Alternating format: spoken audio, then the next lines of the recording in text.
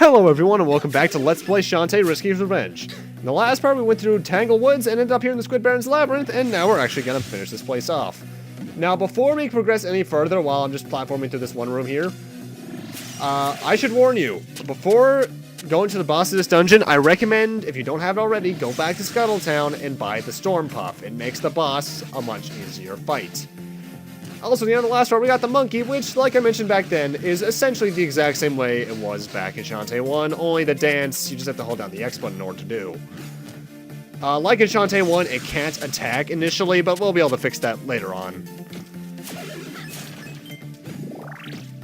Now, one thing I've never been quite sure about with the monkey, this could just be my eyes playing tricks on me, but I can't tell if it actually jumps higher, or if because of its smaller sprite, it can just technically jump higher due to the displacement of the bottom of the sprite, and in fact, it can grab onto things. I think it can legitimately jump higher, though. Oh, and by the way, gems are very easy to come by compared to Shantae 1. So you won't be grinding for hours on end, unlike Shantae 1. By the way, come up here, and we can get, I think, our first magic gem. Like I said last part, these are how you get things that you can't get otherwise in the store. Like the upgrades, generally, actually, and upgrades to the sub-weapons. The thing is about them, though, is that, thankfully, they made just enough for you to be able to get everything. There are a total of 17, if I recall. And that's where number 1 is. And now we're back in this room. We were here, actually, last part. But now that we have the monkey, we can come up here and get magic gem number 2. You don't need to get every magic gem. In fact, some items are kind of worthless in the long run. Like the 3rd tier and up, for most of the sub-weapons. But I still recommend you get a lot of them because completion is nice. And that's a case of me jumping back to a previous room that we've already been to so you can skip past some other rooms. That's something I've been doing since the start, since Shantae 1. But you're going to be seeing it a lot in this game because, I'll be honest, this game, the dungeons feel longer than they did in Shantae 1.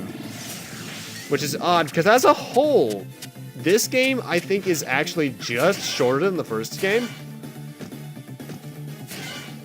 Because, I'll tell you right now, this is exactly 10 parts long, as opposed to Shantae 1's 8, I think it was. But Shantae 1, there was a lot more grinding and item searching that you had to do off-screen, so as a whole, this game actually comes off as shorter. By the way, we have another one of these rooms to go through. This time we're making a weird monster face. I don't get it, but it's there. And like the previous one, we have to fight some enemies after making the full shape appear. This time the goblins, which, like before, take 3 shots. Technically. Like I mentioned last part, there is a bit of... I can't tell if it's a glitch, but there's a bit of a thing that you can do to trick that out that allows you to kill enemies much more quickly. I'll get into that in Dungeon 2, which I think might be next part. I think. It's been a while since I recorded these, as I mentioned before. And now we're back in this chain room, about 2 rooms back, because now we can head up these chains. Which is really tricky to do, so just jump up the left wall. Before every boss room, there is generally pots that contain hearts, which honestly you're gonna need, because the enemies do a decent amount of damage in this game. By the way, jump up here for a secret room that contains a crapload of gems. By the looks, exactly 14. That's 14 I didn't have before. Also, before every boss, there is a save point. I don't recommend saving until right before a boss, though, because then the enemies respawn. So unless you're grinding for gold, it's kind of worthless. And if it's not obvious by the giant doorway, this is where the boss is. So you managed to solve my labyrinth, but it won't do you any good. My magic seal is staying right here. Me and my babies are ready to tussle. First boss is against the Squid Baron. He likes to use his babies and transport all over the place and try to do stuff to you. But as you can see here, I'm getting a crap load of hits in with the Storm Puff. The Storm Puff actually works a bit differently than it did back in Shantae 1. You actually have to hit it into a certain direction before using it. Or before it actually starts doing things effectively, but it's still more or less the same. Squid Baron, though, as he is now dead, is very easy. When he tries to eat the food, that's pretty much an HP replenisher, but honestly, he's very easy. And he explodes for some reason. And that is the end of Dungeon 1. I love this little victory theme we get here, by the way. Look at that very smooth turning animation.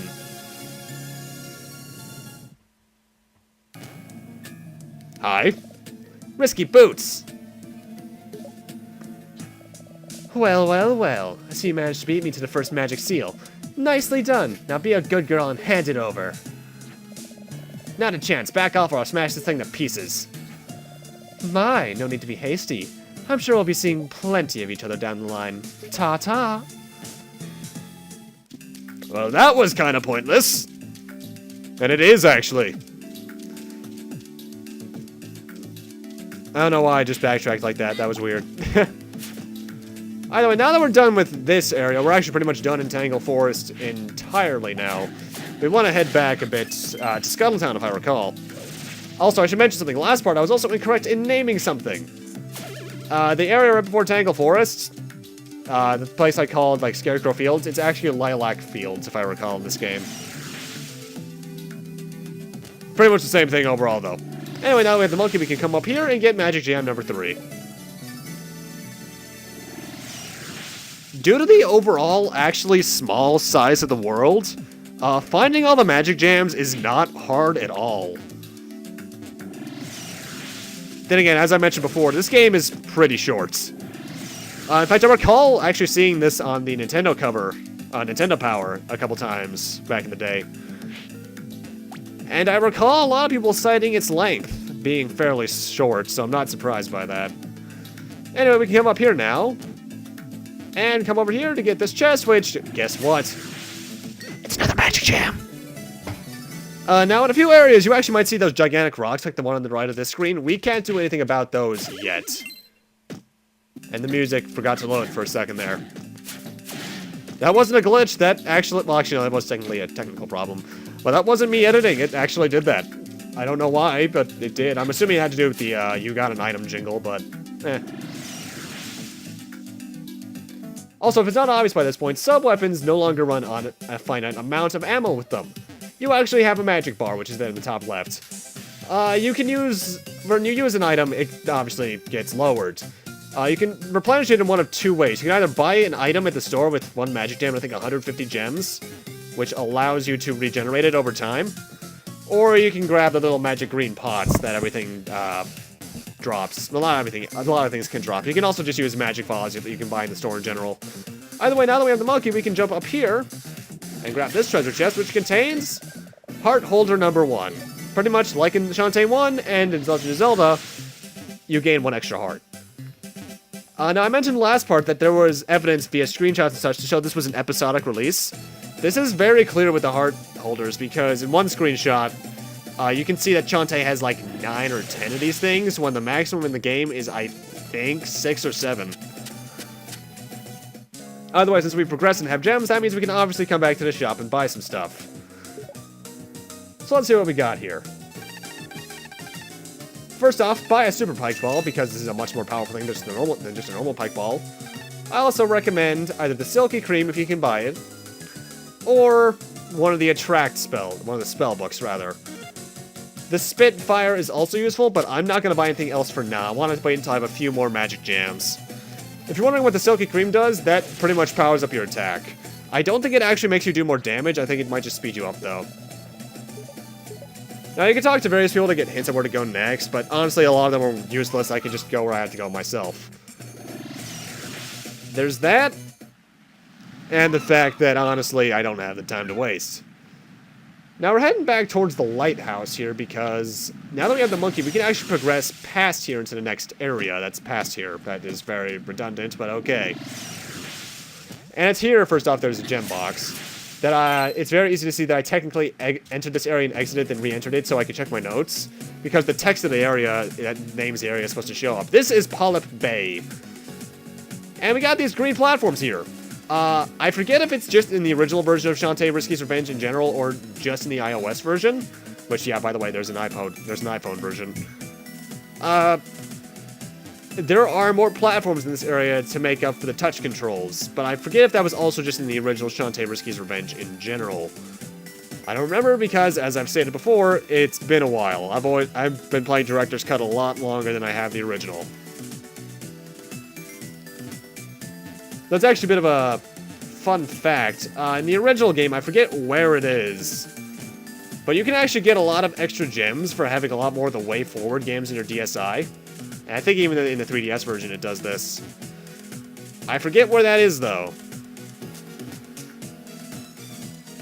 It's not terribly useful to me, though, because I can grind anyway. Plus, I don't really mind grinding in this game. It doesn't take terribly long, unlike Shantae 1.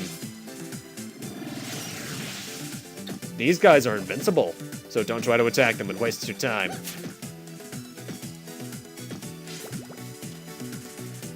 And over here we got another warp squid, so we can skip past that entire area of Polyp Bay if we want to. And over here to the left we got some chests, with a fairly paltry amount of gems, all things considered. And the mayor! But first off, this very obvious chest contains magic gem number 4. Or was it 5? I've lost track already. Oh, the genie! I suppose you're still angry with me. Yeah, word is spread. Now that Risky Boots is plotting revenge, Secret Land Palace is a friend to send wagons. Without our fishing trade, Scuttletown's all washed up. I was hoping not to resort to this, but here. We got the town deed for some reason. What's this? The deed to Scuttletown? A wealthy man from beyond the wastelands has been pressuring me to sell the town. I resisted, of course, but now his offer is the only hope for our people. So after much thought, I've decided to turn the reins over to him. Life will never be the same, but at least Scuttletown will be provided for. There has to be some other way. If only there was, but I fear making a tiny profit on the town moments before it's obliterated is the only solution. Please honor my request as a fine act of service. Find the ammo baron and give him this deed. Well, that's, a thing. I actually do kind of like how technically in his final service as mayor, he's making us do it because he's too lazy to really take it to the guy himself. Either way, we've pretty much been across most of the map at this point, actually. We want to head back to Lilac Fields, though, because we want to head to the desert, which is where you can find out where Ammo Baron lives, either just by simple experimentation of exploration or talking to people in Scuttletown. Plus, it's called Barren Desert, guys. That should be fairly obvious where he is.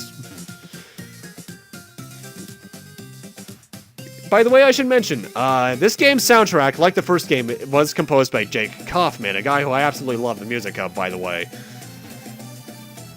But I gotta say, this game's soundtrack is, for the most part, fairly superior. Don't get me wrong, some of the remixes from the original are better, but there's some songs I like more in this one compared to the original, and vice versa. Either way, now that I have that extra magic gem, I'm actually gonna buy the Spitfire. And I think I just bought the Silky Cream as well. I wasn't paying attention for a second there, honestly.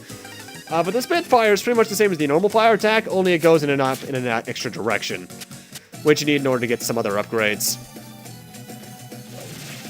Because similar to Metroid, there are some magic jams you can only get by using items that you purchase using magic jams. But with that, we're gonna need to end this off here. Thank you guys for watching, and in part 4, we'll be checking out the Barren Desert. See you guys then.